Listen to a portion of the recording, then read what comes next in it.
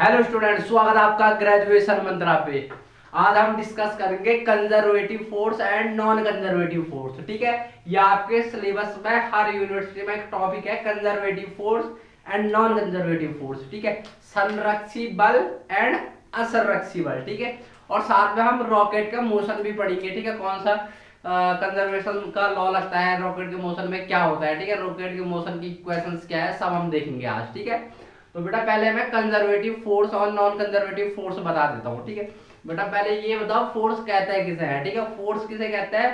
Force कहता है अगर किसी कोई मास है, ठीक है, कोई मास है एम मास का कोई ऑब्जेक्ट ए एक्सेलेरेशन से, किससे? ए एक्सेलेरेशन से, यानी ए एक्सेलेरेशन उसका कितना है? ए है, से क्या कर रहा है? मोशन कर रहा है। तो बेटा उसका फोर्स क्या होगा? F equal to M A according to Newton second law. ठीक है, F equal to M A, यानी product of mass into acceleration called force. ठीक है, तो बेटा दो टाइप के फोर्स रहते हैं, conservative force and non conservative force. बेटा कंजर्वेटिव फोर्स किसे कहते हैं? देखो, conservative force are those for which work done depend only on initial and final position. बेटा क्या है इसका मतलब इनिशियल एंड फाइनल पोजीशन? देखो बेटा, जैसे हमारे पास है ग्रेविटेशनल फोर्स। ग्रेविटेशनल फोर्स की बात करता हूं, एक फोर्स का एग्जांपल है। ठीक है, कंजर्वेटिव फोर्स का एग्जांपल है ग्रेविटेशनल फोर्स। बेटा देखो, ग्रेविटेशनल फोर्स कैसे लगता है? दो मास होंगे, एक का मास होगा m1, एक का मास होगा m2, है ना। तो ग्रेविटेशनल फोर्स क्या बेटा? इनके बीच में लगेगा, है ना, इनके बीच में लगेगा।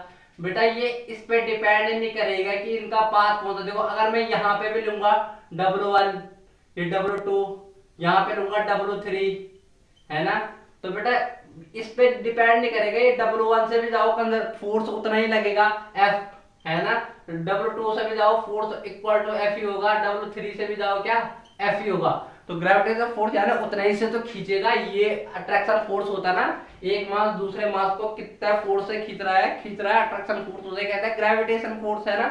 तो बेटा इधर से ग्रेविटेशन फोर्स, इधर से ग्रेविटेशन फोर्स, इधर से ग्रेविटेशन फोर्स की वैल्यू इक्वल ही होगी अगर इनके बीच में डिस्टेंस क्या है? इक्वल है। अगर डिस्टेंस चेंज कर दी तो initial and final position change हो गई ना। अरे देखो, मैंने अगर डिस्टेंस r2 कर दिया या r1 था, जैसे तो मैंने डिस्टेंस चेंज करी तो तब तो फोर्स चेंज होगा, है ना, तब इसमें फोर्स और इसमें फोर्स अलग होगा।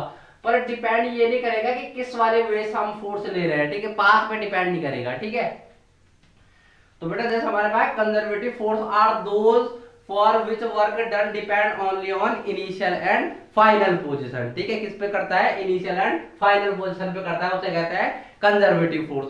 Like gravitational force, electrostatic force, etc. ठीक है, और भी हमारे फोर्स, इलेक्ट्रोस्टैटिक फोर्स भी ऐसे ही बेटा। इलेक्ट्रोस्टैटिक फोर्स किसे कहते हैं? दो चार्ज के बीच में लगने वाला फोर्स, कूलॉम फोर्स, है ना, वही बेटा क्या है? इलेक्ट्रोस्टैटिक फोर्स, है ना, दो चार्ज के बीच में। तो बेटा वो भी क्या पाथ में डिपेंड नहीं करेगा, दो चार्ज रखे हो, इधर से लो इधर से लो, किसी भी डायरेक्शन से फोर्स लो इक्वल ही आएगा। ठीक है, जब तक उनके बीच की क्या, तो हमारे पास डिस्टेंस है वो चेंज नहीं हुई। ठीक है, तो बेटा अब आता है non conservative force. Conservative force ऐसा फोर्स जो पाथ पे डिपेंड नहीं करेगा, कंजर्वेटिव केवल इनिशियल एंड फाइनल पोजीशन पे डिपेंड करेगा कंजर्वेटिव फोर्स। बेटा नॉन कंजर्वेटिव फोर्स में क्या होगा? देखो, non conservative force are those where the work done और kinetic energy, work done related to kinetic energy, है ना बेटा। जैसे देखो मैं किसी पे वर्क डन करूंगा तो उसमें काइनेटिक एनर्जी आ जाएगी ना, क्योंकि कोई भी हम किसी पे फोर्स लगाने पे, किसी पे वर्क करने पे वो क्या हो जाता है? मोशन में आ जाता है। तो मोशन में आ गया यानी वो गति में आ गया ना, मोशन कर रहा, तो मोशन करने वाली बॉडी पे कौन सी एनर्जी? Kinetic energy. बेटा ये एक दूसरे से रिलेटेड है। ठीक है, the kinetic energy depend only on the factor such as the velocity or the particular path taken by object। समझिए, तो बेटा ये बोलना चाह रहा है कि जो हमारे पास नॉन कंजर्वेटिव फोर्स है ये पाथ पे डिपेंड करेगा। किस पे डिपेंड करेगा? पाथ पे डिपेंड करेगा। डिड डिपेंड अदर, और जो इसकी काइनेटिक एनर्जी है, ऐसे फोर्स जिसकी काइनेटिक एनर्जी किसी और फैक्टर पे भी डिपेंड करेगी।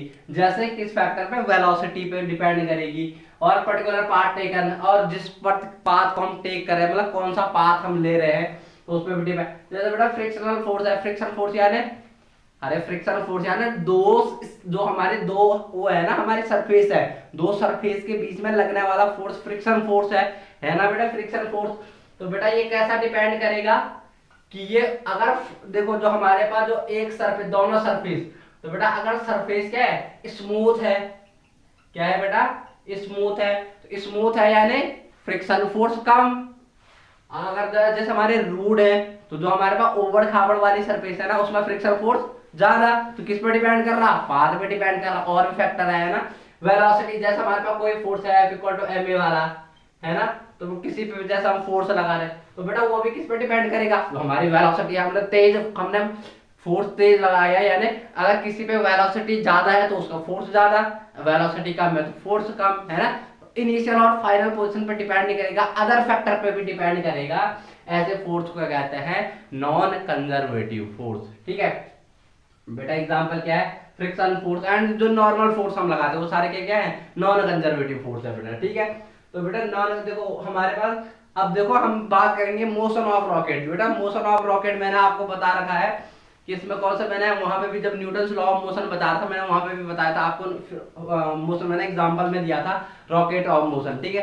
तो बेटा रॉकेट का मोशन कैसा होता है, देखो बेटा ये हमारे पास क्या है, रॉकेट है, ठीक है। तो बेटा रॉकेट में दो चीजें हैं, देखो हमारे पास क्या होती है, दो टाइप के मोशन होते हैं, किसके, दो टाइप के मोशन होते हैं। कैसे होता है बेटा, दो टाइप मोशन, देखो हमने यहाँ पे फ्यूल भरा रहता है, क्या होता है, फ्यूल, तो कहते हैं बेटा हॉट गैस, क्या, हॉट गैस, हॉट गैसेस, ठीक है बेटा।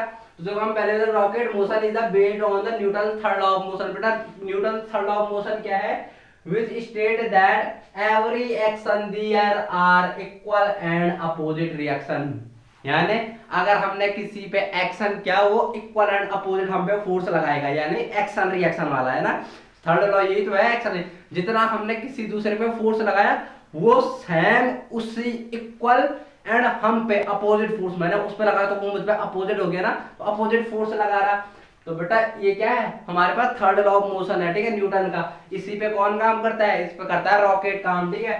Hot gases are exhausted through a nozzle of the rocket. बेटा जो हमारे पास यहाँ हॉट गैसेस रहती है ना, ये एग्जॉस्ट होती है, यानी बाहर निकलती है, एग्जॉस्ट है तेजी से बाहर निकलना, ठीक है, तेजी से बाहर निकलती है, किससे, इसे कहता है नोजल, ठीक है, nozzle of the rocket and produce the action force. देखो बेटा क्या करती है, एक्शन फोर्स करती है। अरे बेटा जब ये बाहर निकलेगी तो F इक्वल टू क्या होगा, ma होगा, है ना। इन पे हमारे पास वेलोसिटी भी है, एक्सीलरेशन भी है और मास भी होगा कुछ गैसेस का, है ना, गैस तेजी से निकलेगी तो मास भी होगा। तो एक फोर्स क्या करेगा, नीचे को काम करेगा, है ना, नीचे को काम करेगा force. The reaction force acting in the opposite direction. तो देखो एक फोर्स इधर को काम कर रहा, तो बेटा इक्वल एंड अपोजिट फोर्स काम करेगा ऊपर को, सेम, ठीक है। ये है F1, तो ये होगा minus of F1, equal and opposite force, ठीक है बेटा, इक्वल एंड अपोजिट फोर्स काम करेगा।